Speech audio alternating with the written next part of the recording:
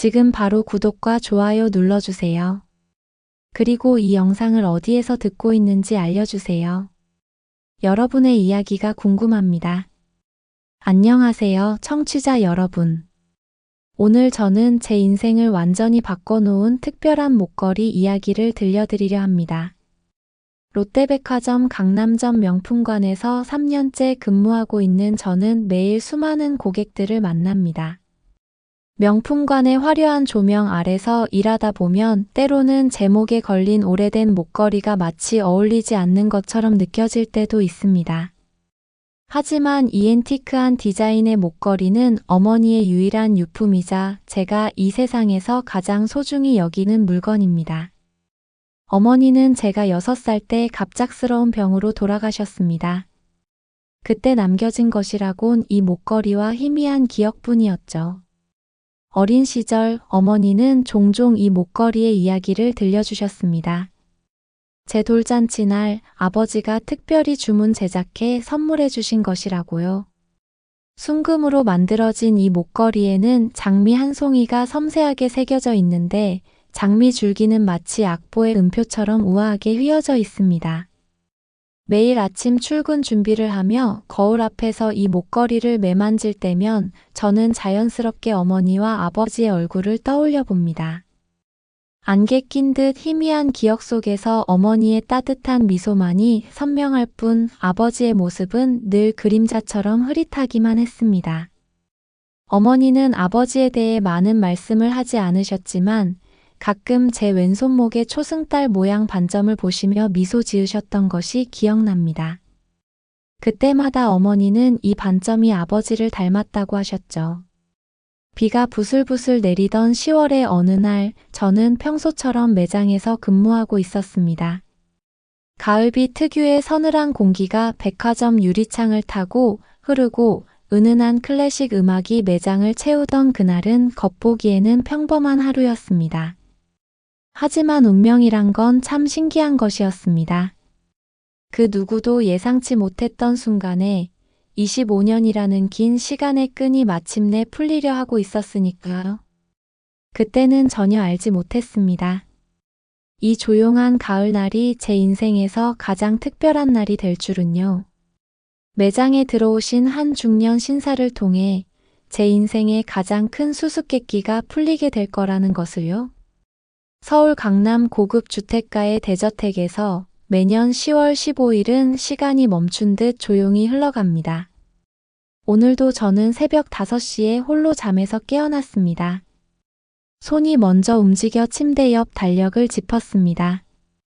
올해로 25번째 제 딸의 생일입니다. 세계적인 건설회사 민우건설 회장이라는 무게감 있는 타이틀도 오늘만큼은 한 아버지의 그리움 앞에서 무색해집니다. 고급 양복을 입고 운전기사를 기다리는 대신 오늘은 제가 직접 차를 몰고 단골 케이크 가게로 향했습니다. 가게 주인은 이제 제 얼굴을 알아봅니다. 매년 이날이면 찾아와 똑같은 케이크를 주문하는 단골이니까요. 작년처럼 딸기 생크림 케이크로 준비해주세요. 케이크 상자를 받아들고 사무실로 향하는 길, 가을비가 부슬부슬 내리기 시작했습니다. 제 마음속에 켜켜이 쌓인 후회와 그리움처럼 차창을 타고 빗방울이 조용히 흘러내립니다. 집무실에 도착하자마자 저는 케이크에 촛불을 켰습니다. 26개의 촛불 중 단 한 개도 딸과 함께 불어본 적이 없다는 사실이 가슴을 무겁게 짓누릅니다. 벽면 가득한 화려한 수상 기록들 사이에 걸린 작은 액자 하나, 딸의 돌잔치 사진을 바라봅니다. 분홍빛 한복을 입은 아기는 환하게 웃고 있고 목에는 제가 특별 제작한 장미 목걸이가 반짝입니다. 그때가 제 인생에서 가장 행복했던 순간이었습니다. 하지만 그 행복은 오래가지 못했습니다. 사업 확장에 눈이 멀어 가정을 돌보지 못했고 결국 이혼을 맞이했습니다. 전처는 딸을 데리고 홀연히 사라져버렸고 그 후로 25년간 딸의 행방을 찾지 못했습니다. 하루도 빠짐없이 딸의 왼손목에 있던 초승달 모양 반점을 떠올립니다. 그 반점은 우리 가문의 특별한 표식이자 제가 젊은 시절부터 가지고 있던 유전적 특징이었습니다. 촛불을 끄며 소원을 빕니다. 매년 같은 소원이지만 올해는 더욱 간절합니다. 문득 백화점에 들러 딸에게 줄 선물이라도 사고 싶어졌습니다. 언젠가는 이 선물을 전해줄 수 있으리라는 희망을 안고 저는 백화점으로 향했습니다. 그때는 몰랐습니다. 오늘이 제 마지막 혼자만의 생일 축하가 될 것이라는 걸. 롯데백화점 강남점에 도착한 저는 습관처럼 명품관으로 향했습니다. 제 딸이라면 이런 가방을 좋아하지 않을까, 이런 옷을 입으면 예쁘지 않을까 상상하며 매장을 둘러보는 것이 취미가 되었습니다. 그러다 우연히 시선이 한 여직원에게 멈췄습니다. 아니, 정확히는 그 직원의 목에 걸린 목걸이에. 순간 제 심장이 멈추는 것 같았습니다. 25년 전 단 하나뿐인 주문 제작 목걸이.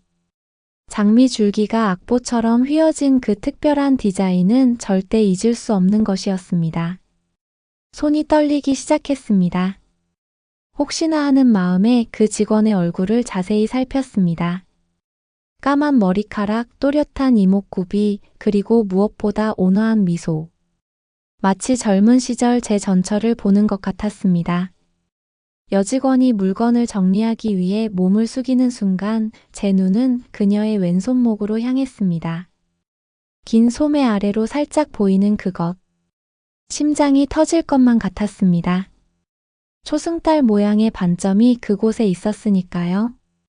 다리에 힘이 풀려 그 자리에 주저앉을 것만 같았습니다. 25년간 꿈에서도 그리던 순간이 이렇게 갑자기 백화점 명품관에서 찾아올 줄은 몰랐습니다. 주머니 속 생일 케이크 영수증이 제 손에 꼭 쥐어져 있었습니다. 그 순간 저는 알았습니다. 오늘 아침 백화점에 가고 싶었던 마음이 단순한 충동이 아니었다는 것을. 25년이라는 긴 시간이 마침내 끝나려 한다는 것을. 이제는 제가 직접 딸의 생일 케이크 촛불을 함께 불 수 있으리라는 것을. 매장의 조용한 오전, 저는 평소처럼 진열대를 정리하고 있었습니다. 진열장 유리에 비친 제 모습이 눈에 들어왔고 문득 오늘따라 목걸이가 유난히 반짝이는 것 같아 살짝 미소 지었습니다. 어머니의 마지막 선물이 오늘은 더욱 특별하게 느껴졌습니다. 그때였습니다. 누군가의 시선이 저를 향하고 있다는 것을 느꼈습니다. 매장에서 일하다 보면 수많은 고객의 시선을 받게 되지만 이 시선은 달랐습니다.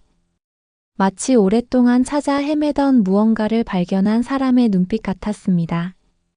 고개를 들어보니 중년의 신사 한 분이 저를 바라보고 계셨습니다.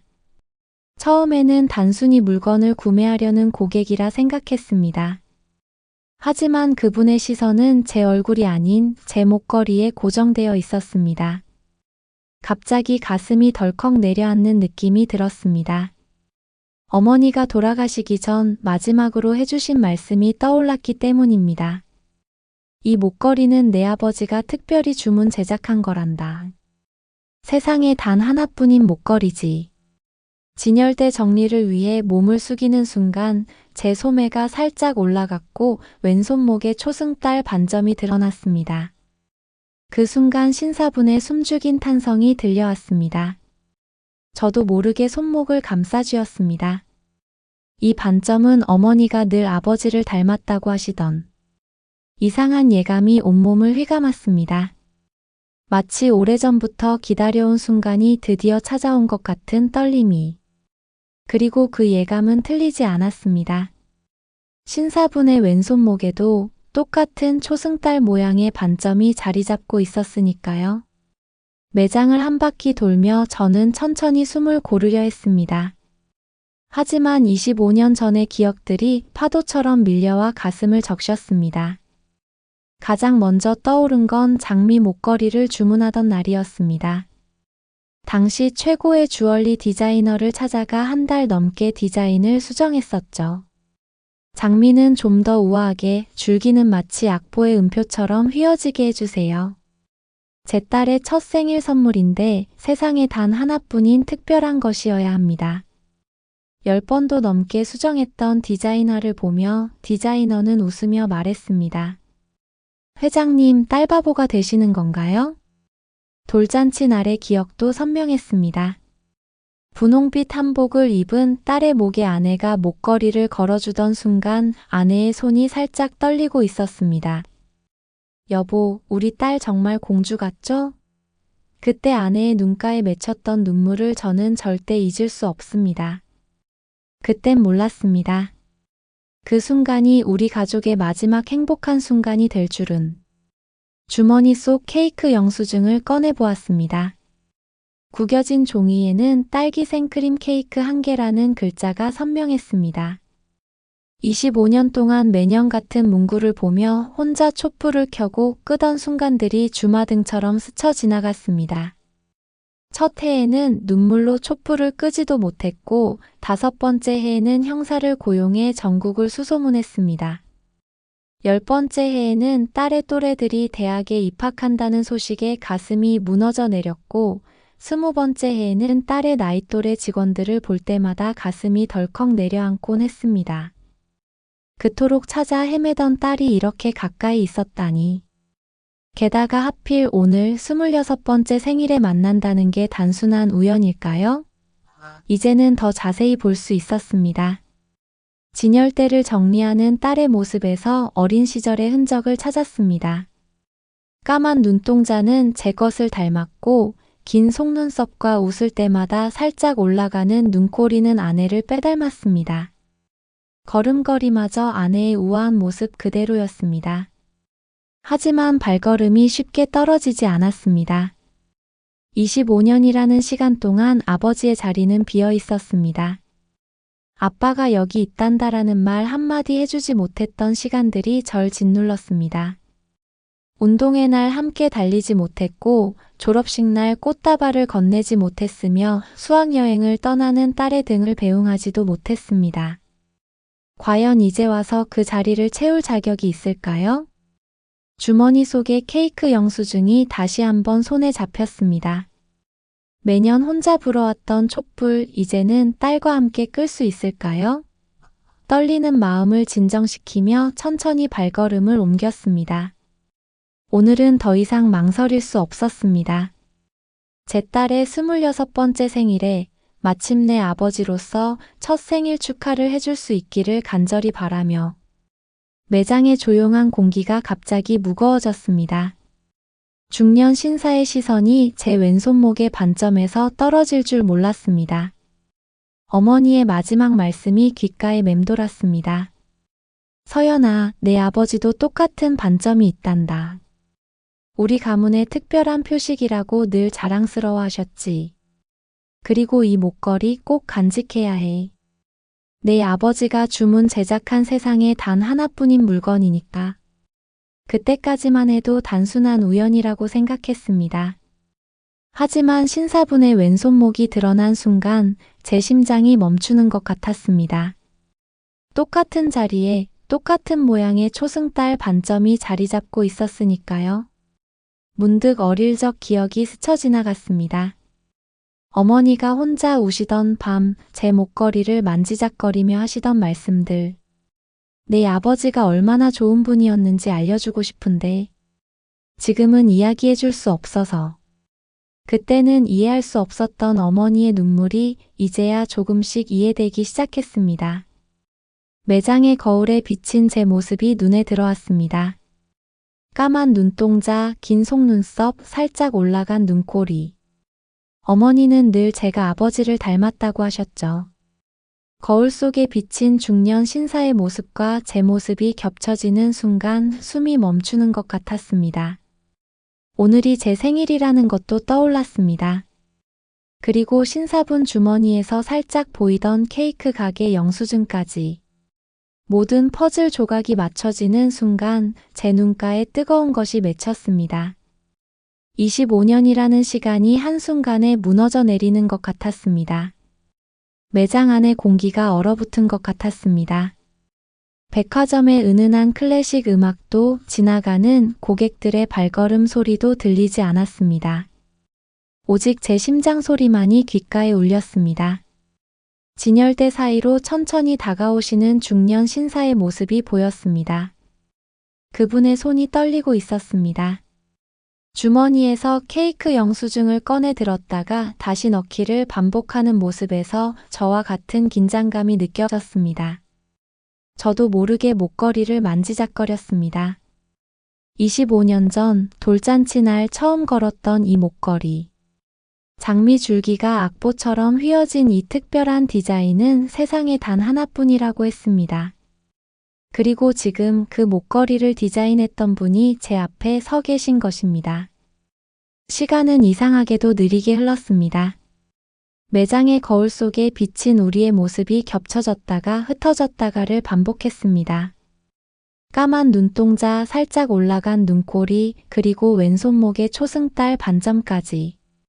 거울은 지금 이 순간이 결코 우연이 아님을 말해주고 있었습니다. 신사분의 발걸음이 점점 가까워졌습니다. 제 심장은 더욱 빠르게 뛰기 시작했고 손끝이 차가워졌습니다. 문득 생각났습니다. 어릴 적 소원을 빌 때마다 늘 같은 소원을 빌었죠. 아빠를 만나게 해주세요.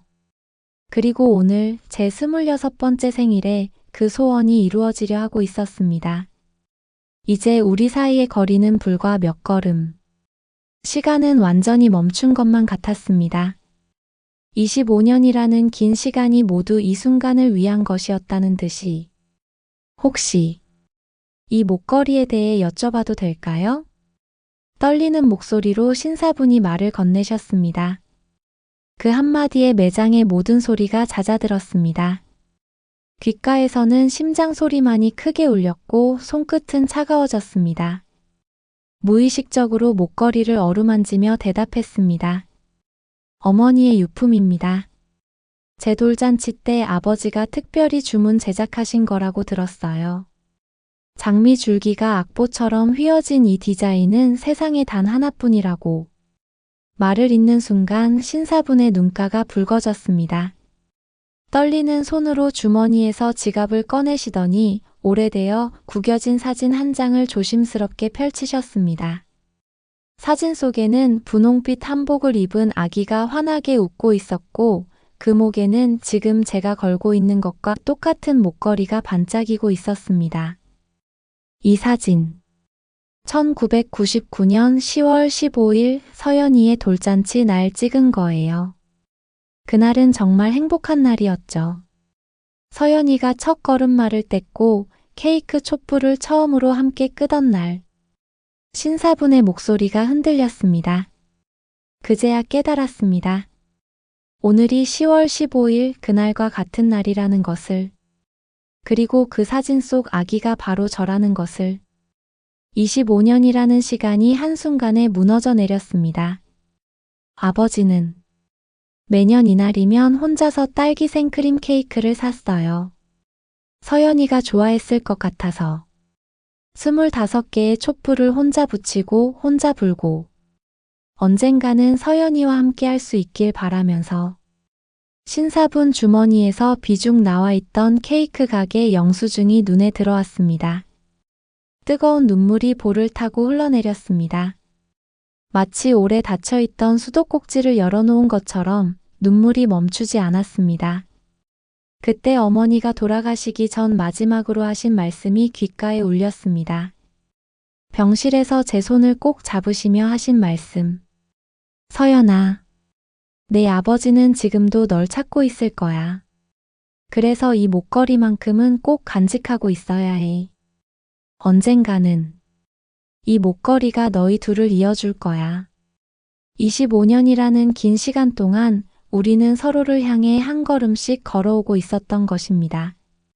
아버지는 매년 케이크로 제 생일을 기억하셨고 저는 매일 아침 이 목걸이로 아버지를 기억했습니다.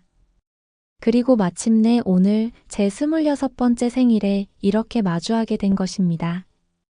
말로는 다 표현할 수 없는 감정들이 가슴 속에서 울컥 솟아올랐습니다. 기쁨, 그리움, 후회, 안도. 25년이라는 시간 동안 쌓아두었던 모든 감정이 한순간에 폭포수처럼 쏟아져 내렸습니다. 매장 안에서는 시간이 멈춘 것 같았지만 밖에서는 여전히 가을비가 내리고 있었습니다. 점심시간이 되어 매장을 잠시 닫았고 아버지는 저를 근처 카페로 모시고 가셨습니다.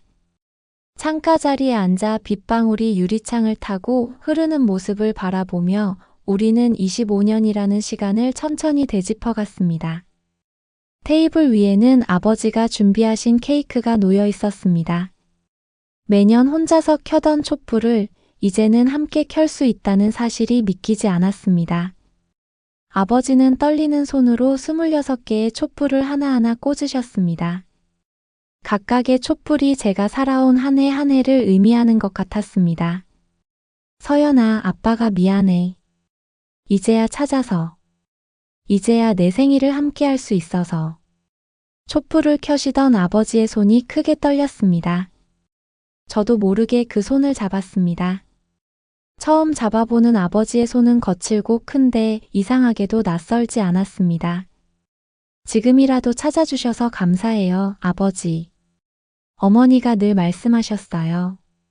아버지가 정말 좋은 분이셨다고, 언젠가는 꼭 다시 만나게 될 거라고. 아버지는 지갑에서 오래된 사진들을 꺼내셨습니다. 제 유치원 입학식 날 몰래 찍으신 사진, 초등학교 운동회 날 멀리서 지켜보시며 찍으신 사진. 아버지는 늘 그곳에 계셨던 것입니다. 다만 다가오지 못하셨을 뿐. 창밖에 가을비는 계속 내리고 있었지만 우리의 마음속에는 봄이 찾아오고 있었습니다. 25년 동안 얼어있던 시간이 드디어 흐르기 시작한 것입니다. 그날의 가을비는 마치 축복처럼 느껴졌습니다. 카페를 나서는 우리의 발걸음은 더 이상 무겁지 않았습니다. 아버지는 저를 차에 태우시고 한강이 보이는 레스토랑으로 향하셨습니다. 창밖으로 보이는 강물은 흐릿한 회색빛이었지만 그 어느 때보다 아름다워 보였습니다.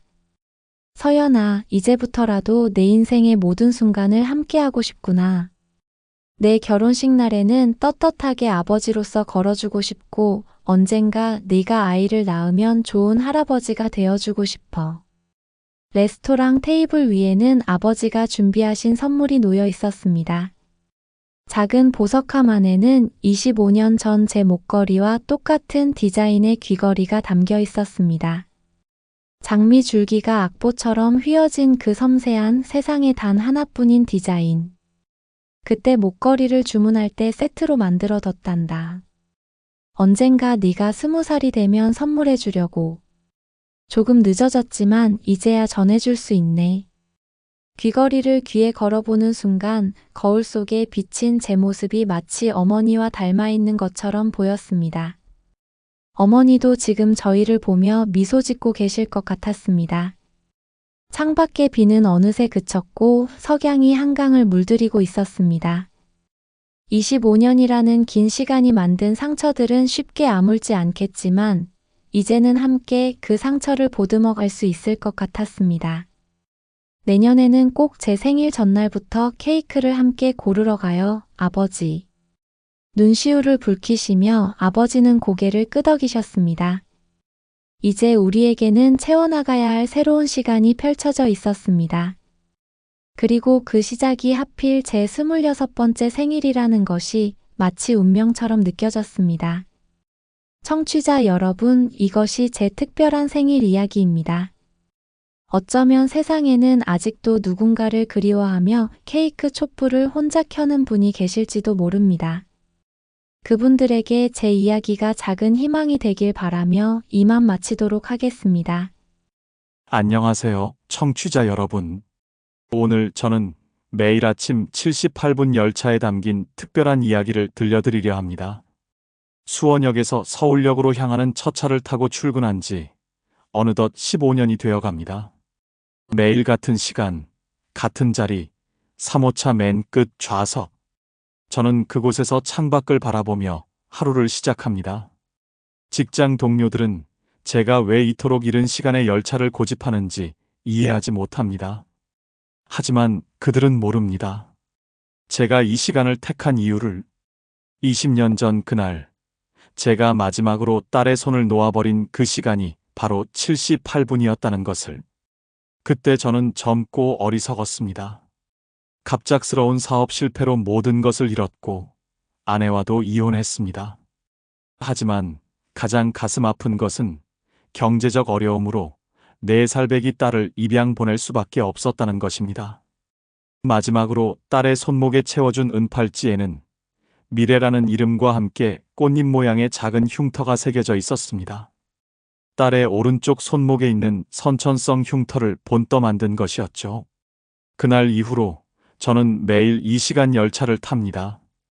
어쩌면 기적처럼 딸을 다시 만날 수 있지 않을까 하는 희망으로. 하지만 시간이 흐를수록 그 희망은 희미해져만 갔습니다. 그럼에도 이 습관만은 포기할 수 없었습니다. 오늘도 여전히 저는 3호차 맨 끝 좌석에 앉아 있습니다.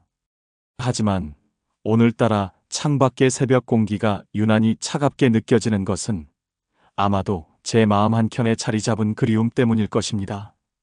한편 서울의 한 병원, 소아과 병동에서는 한 간호사가 바쁘게 움직이고 있었습니다. 입양아들을 위한 무료 건강검진 행사를 준비하느라 정신없는 아침이었죠. 저는 이곳에서 5년째 일하고 있는 간호사입니다. 미래 간호사님, 오늘도 그 팔찌를 하고 계시네요? 동료의 말에 저는 무심코 오른쪽 손목을 만졌습니다. 낡은 은팔찌는 제가 유일하게 가진 친부모의 흔적입니다. 팔찌에 새겨진 제 이름과 꽃잎 모양은 오른쪽 손목에 있는 선천성 흉터를 본떠 만든 것이라고 양부모님께 들었습니다. 양부모님은 제게 너무나도 좋은 분들이었습니다. 의사인 양아버지 덕분에 저도 자연스럽게 의료계에 관심을 갖게 되었고, 지금은 소아과 간호사가 되어 아픈 아이들을 돌보고 있죠. 특히 입양아들을 위한 의료 봉사 활동에 적극적으로 참여하는 것은 어쩌면 저와 비슷한 상처를 가진 아이들을 위로하고 싶어서인지도 모릅니다. 하지만 매일 아침 출근길 수원역에서 서울역으로 오는 첫 차를 탈 때면 이상한 기분이 듭니다. 특히 3호차를 지날 때면 가슴 한켠이 묵직해지는 것을 느낍니다. 어린 시절의 희미한 기억 속에서 누군가의 따뜻한 손길이 떠오르는 것 같기도 합니다. 오늘도 서둘러 출근길에 나섭니다. 78분, 늘 타던 열차를 놓치지 않기 위해서입니다. 이상하게도 이 시간에 열차를 놓치면 하루 종일 마음이 불안해지곤 합니다. 마치 잊고 있던 무언가를 다시 잃어버릴 것 같은 그런 불안감이. 그날 아침은 처음부터 달랐습니다. 평소보다 일찍 잠에서 깨어 창밖을 보니 안개가 자욱하게 깔려 있었습니다. 수원역으로 향하는 발걸음이 유난히 무거웠고 초겨울 공기는 차갑게 폐부를 파고들었습니다. 역사에 들어서자마자 전광판을 확인했습니다. 78분 열차, 정시 운행. 매일 보는 글자인데 오늘따라 더욱 선명하게 보였습니다. 3호차로 향하는 동안 등줄기로 식은땀이 흘렀습니다. 마치 오래전부터 기다려온 약속이 있는 것처럼 가슴이 벅차올랐습니다. 늘 그렇듯 주머니 속 반지갑을 꺼내 보았습니다. 낡은 가죽 사이로 20년 전 찍은 딸의 마지막 사진이 보였습니다. 분홍색 원피스를 입은 4살배기 아이가 환하게 웃고 있었습니다. 특히 눈에 들어오는 건 아이의 손목에 채워진 은팔찌였습니다. 제가 100일 기념으로 선물했던 것으로 꽃잎 모양의 흉터를 본떠 특별 제작한 세상에 단 하나뿐인 팔찌였죠. 평소처럼 3호차 맨 끝 좌석에 앉아 달력을 확인했습니다. 11월 24일, 오늘은 딸의 24번째 생일이었습니다. 매년 이날이면 동네 케이크 가게에서 작은 초코 케이크를 사서 혼자 촛불을 붙이곤 했습니다. 촛불을 끄며 항상 같은 소원을 빌었죠. 우리 미래, 어디선가 건강하고 행복하게 살고 있기를. 하지만 오늘은 갑자기 잡힌 아침 회의 때문에 케이크를 사지 못했습니다. 열차가 출발하고 첫 번째 역을 지날 무렵 발걸음 소리가 들렸습니다. 누군가가 제 앞자리로 다가오는 소리였습니다. 평소 이 시간대에는 이 자리가 늘 비어 있었기에 무심코 고개를 들었습니다. 하늘색 병원 유니폼을 입은 젊은 여성이었습니다. 이름표에는 서울대학교 병원 소아과라고 적혀 있었습니다. 그때였습니다. 여성이 가방에서 전자기기를 꺼내려 팔을 뻗는 순간 소매가 살짝 걷혔고 그녀의 오른쪽 손목이 드러났습니다. 20년의 세월에도 변함없이 빛나는 은팔찌와 그 아래로 보이는 선명한 꽃잎 모양의 흉터. 숨이 멎는 것 같았습니다. 정거장 하나를 지날 때마다 제 심장은 더욱 빠르게 뛰었습니다. 창밖으로 시선을 돌린 여성의 옆모습이 눈에 들어왔습니다. 까만 눈동자, 긴 속눈썹, 살짝 올라간 눈꼬리. 마치 젊은 시절 미래 엄마를 보는 것 같았습니다. 그리고 무엇보다 책을 읽을 때마다 무의식적으로 입술을 살짝 깨무는 습관까지. 그것은 제 딸이 가지고 있던 특징이었습니다. 안개 낀 차창 너머로 서울의 아침이 밝아오고 있었습니다. 20년 동안 매일같이 타던 78분 열차가 오늘만큼은 유난히 천천히 움직이는 것만 같았습니다. 평소와 달리 안개가 자욱한 아침이었습니다.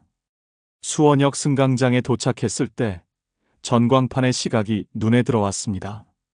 7시 5분. 3분 후면 늘 타던 열차가 들어올 시간이었습니다.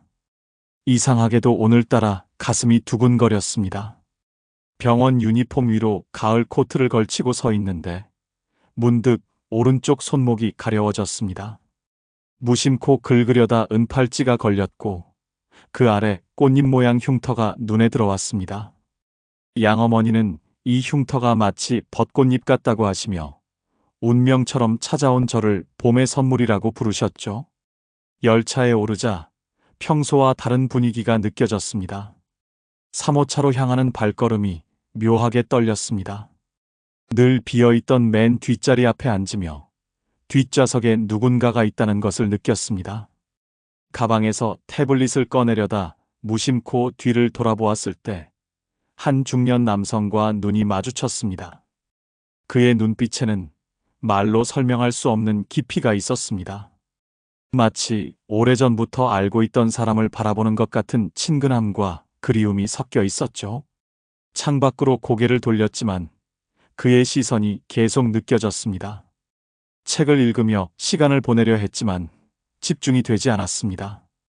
평소처럼 무의식적으로 입술을 깨물며 책장을 넘기는데 뒷자리에서 누군가의 숨이 멎는 소리가 들리는 것 같았습니다. 주머니 속 핸드폰이 울렸습니다. 양어머니였습니다. 미래야, 생일 축하한다. 오늘 저녁에 꼭 일찍 들어오렴. 내가 좋아하는 초코 케이크 준비해 놓을게.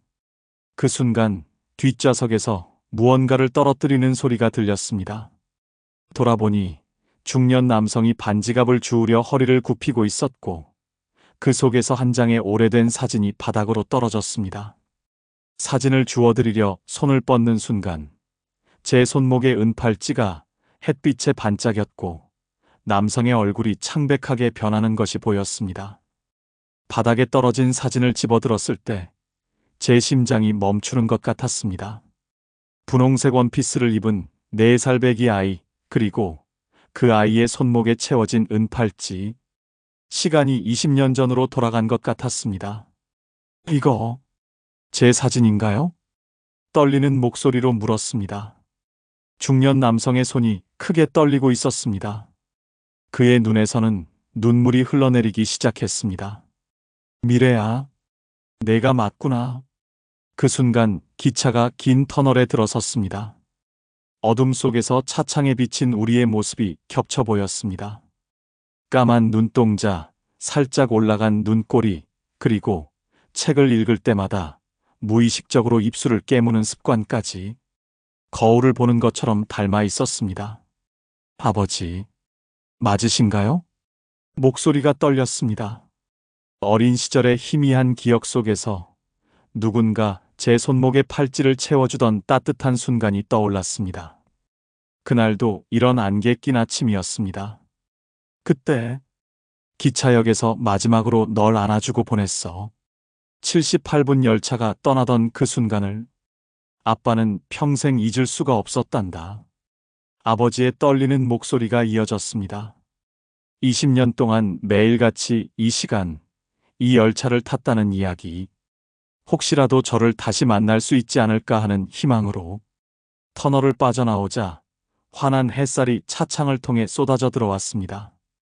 그 빛 속에서 아버지의 손목이 보였습니다. 보석함 속에 고이 모셔둔 듯한 낡은 기차표 한 장. 20년 전 그날의 표였습니다.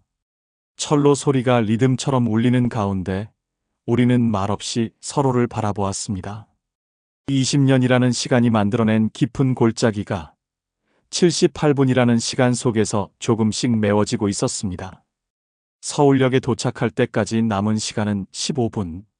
그 짧은 시간 동안 우리는 20년이라는 시간을 거슬러 올라갔습니다. 이 팔찌를 만들 때 내 손목의 흉터를 보고 장인이 참 특별하다고 했었지. 벚꽃 잎을 닮았다고. 아버지의 말에 저도 모르게 미소가 지어졌습니다. 양어머니도 똑같은 말씀을 하셨다는 것이 신기했습니다. 가방에서 지갑을 꺼내 제 학생증을 보여드렸습니다. 서울대학교 의과대학, 그리고 현재 소아과 간호사라는 제 직함이 적힌 병원 아이디 카드까지. 아버지는 손떨림이 멈추지 않는 손으로 그것들을 하나하나 매만지셨습니다. 내가 이렇게 훌륭하게 자랐구나. 아빠가 미안해, 미래야. 그때 널 보낼 수밖에 없었던 게. 아버지의 목소리가 흔들렸습니다. 저는 조심스럽게 아버지의 손을 잡았습니다. 그 순간 이상한 느낌이 들었습니다. 어린 시절, 제가 잠들기 전 이렇게 손을 잡아주시던 기억이 희미하게 떠올랐기 때문입니다. 지금 일하시는 곳이 어디신가요? 수원에서 작은 문구점을 하고 있어. 예전처럼 큰 회사는 아니지만 내가 좋아하던 고민형들로 가게를 채워놓았단다. 혹시라도 내가 찾아올까봐. 아버지의 말씀에 목이 메었습니다. 어린 시절 제가 고민형을 좋아했다는 것도, 그 기억을 아버지가 이렇게 간직하고 계셨다는 것도 믿기지 않았습니다. 열차가 서울역에 다가갈수록 우리의 이야기는 더욱 깊어졌습니다. 마치 20년의 시간을 단 15분 안에 다 채우려는 것처럼 우리는 쉬지 않고 이야기를 나눴습니다. 잠시 후 서울역에 도착하겠습니다. 기계적인 안내방송이 울리자 우리는 동시에 긴장했습니다. 15분이라는 시간이 이렇게 빨리 흘러갈 수 있다는 게 믿기지 않았습니다. 마치 20년의 시간을 되돌리기에는 너무나 짧은 시간처럼 느껴졌습니다. 오늘 병원에 꼭 가야 하니? 아버지의 조심스러운 물음에 제 마음도 흔들렸습니다.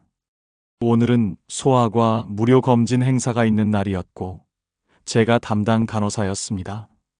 하지만 지금 이 순간 병원보다 더 중요한 게 있다는 걸 알았습니다. 아버지, 제 생일이잖아요. 20년 만에 처음으로 아버지와 함께 보내는 생일인데 과장님께 양해를 구해볼게요.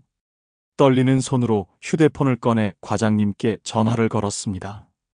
상황을 설명드리자 과장님은 잠시 침묵하시더니 따뜻한 목소리로 말씀하셨습니다. 미래 간호사, 오늘은 행복한 하루 보내세요. 내일 출근해도 늦지 않아요. 열차가 서울역에 도착했습니다. 플랫폼으로 내리는 순간 아버지가 제 손을 꼭 잡아주셨습니다. 그 손길에서 20년 전 마지막으로 느꼈던 것과 같은 따뜻함이 전해졌습니다. 미래야, 아빠가 아는 좋은 케이크 가게가 있어. 매년 내 생일마다 그곳에서 케이크를 샀거든. 아버지의 목소리가 떨렸습니다. 저도 모르게 눈시울이 붉어졌습니다. 양어머니께 전화를 드려야겠다고 생각했습니다. 오늘 저녁 약속을 미뤄야 한다고, 그리고 제가 찾은 특별한 선물에 대해 말씀드려야겠다고. 서울역 근처의 작은 골목, 스위트 메모리라는 오래된 케이크 가게 앞에 섰습니다. 낡은 간판 아래 20년의 세월이 고스란히 묻어있는 쇼케이스가 보였습니다. 아버지는 문을 열기 전 잠시 멈추어 서셨습니다. 20년 동안 여기서 내 몫의 케이크를 사갔단다. 처음엔 작은 사이즈였는데 내가 잘할 거라고 생각하면서 조금씩 큰 걸로 샀어. 가게에 들어서자 달콤한 향기가 코끝을 스쳤습니다. 주인 할머니는 아버지를 보자마자 환하게 웃으셨습니다. 어머, 오늘은 일찍 오셨네요? 매년 저녁에 오시더니. 할머니, 오늘은 특별한 손님과 함께 왔습니다. 혹시 이분이? 할머니의 눈가가 촉촉해지셨습니다. 아버지가 매년 딸을 찾는다며 케이크를 사가던 단골 손님이었다는 걸 그제야 알았습니다. 딸기 생크림 케이크로 부탁드립니다. 미래가 어릴 때 제일 좋아하던 거예요. 제가 딸기 생크림 케이크를 좋아한다는 걸 어떻게 아셨는지 궁금했습니다. 마치 제 마음을 읽으신 듯 아버지가 지갑에서 오래된 종이 한 장을 꺼내셨습니다. 내가 3살 때 그린 그림이야. 분홍색으로 가득한 내 생일 케이크 그림. 그때부터 딸기를 참 좋아했거든. 케이크를 기다리는 동안 아버지는 지갑 속에 고이 접어둔 제 그림들을 하나씩 펼쳐 보여주셨습니다. 서툰 크레파스 선으로 그린 가족들, 반짝이는 별들, 그리고 항상 분홍색으로 칠해진 케이크들. 20년의 시간이 지나도 그 색깔은 여전히 선명했습니다. 케이크 위에 촛불을 하나씩 꽂으시는 아버지의 손이 떨렸습니다. 24개의 촛불, 그동안 혼자서 켜고 끄셨던 수많은 촛불들의 마지막이었습니다. 이제 와서 하는 말이지만 내가 5살 때 놀이공원에 가기로 약속했었는데 그러지 못했어. 6살 때는 학교에 입학하면 멋진 책가방을 사주기로 했고 7살 때는 아버지는 지나간 약속들을 하나하나 기억하고 계셨습니다. 그때마다의 미안함이 촛불을 꽂는 손끝에 고스란히 묻어났습니다. 아버지, 제가 간호사가 된 이유를 아세요? 어릴 때 기억이 하나 있어요. 제가 열이 심하게 났을 때 누군가 밤새 제 이마에 손수건을 올려주셨던 것 같아요. 그때의 따뜻한 손길이 기억나서 말을 마치기도 전에 아버지의 눈시울이 붉어졌습니다. 그날의 기억이 선명하다고 하셨습니다. 제가 3살 때 고열로 힘들어하던 밤이었다고. 양부모님은 정말 좋은 분들이에요. 의사인 양아버지 덕분에 의료에 관심을 가지게 됐고, 양어머니는 항상 제 등을 도닥여 주셨어요. 그리고 제 생일마다 항상 말씀하셨어요. 어딘가에 널 애타게 찾고 있는 아버지가 계실 거라고. 케이크의 마지막 촛불을 꽂으며 아버지가 말씀하셨습니다. 미래야, 이제는 내 생일마다 이 자리에 함께 있어도 될까? 그동안 못 챙겨준 생일들 하나하나 다시 만회하고 싶구나. 24개의 촛불이 반짝이고 있었습니다. 그 불빛 속에 20년의 시간이 고스란히 담겨 있는 것 같았습니다. 그날 이후로 많은 것이 달라졌습니다. 여전히 저는 매일 아침 78분 열차를 타고 출근합니다. 하지만 이제는 혼자가 아닙니다. 아버지도 수원의 문구점을 서울로 옮기셨고 매일 아침 저와 함께 그 열차에 오르십니다. 3호차 맨 끝자리, 이제는 2사람의 자리가 되었습니다. 아버지는 출근길에 항상 제게 어린 시절 이야기를 들려주십니다. 3살 때 처음 걸음마를 배우던 순간, 4살 때 그린 첫 그림, 그리고 잊고 있던 수많은 추억들. 그 이야기들은 마치 오래된 앨범을 한 장 한 장 넘기는 것처럼 소중합니다. 양부모님과 아버지의 첫 만남도 감동적이었습니다. 양아버지는 20년 동안 절 찾아다니신 아버지의 진심에 깊은 감동을 받으셨고, 양어머니는 그동안 제게 들려주시던 널 찾는 아버지의 이야기가 실제였다며 눈물을 흘리셨습니다. 문구점도 이제는 제 2번째 아지트가 되었습니다. 주말이면 아버지와 함께 가게를 정리하고 새로운 고민형들을 진열합니다. 어린 시절 제가 좋아하던 것을 기억하고 계셨다는 게 아직도 신기합니다. 오늘도 78분 열차는 어김없이 수원역에 도착했습니다. 이제 이 시간은 더 이상 아픔의 시간이 아닙니다. 새로운 시작을 알리는 우리만의 특별한 약속이 되었습니다. 청취자 여러분, 이것이 제 이야기입니다. 어쩌면 지금도 누군가를 기다리고 계신 분이 계실지 모릅니다. 그분들에게 전하고 싶습니다. 78분이라는 시간이 제게 기적을 가져다 준 것처럼 여러분에게도 그런 특별한 순간이 찾아올 거라고. 그러니 부디 포기하지 마시길 바랍니다. 이제 저는 오늘도 아버지의 손을 잡고 열차에 오릅니다. 창밖으로 비치는 아침 햇살이 20년 만에 찾은 우리의 새로운 시작을 밝게 비춰주고 있습니다.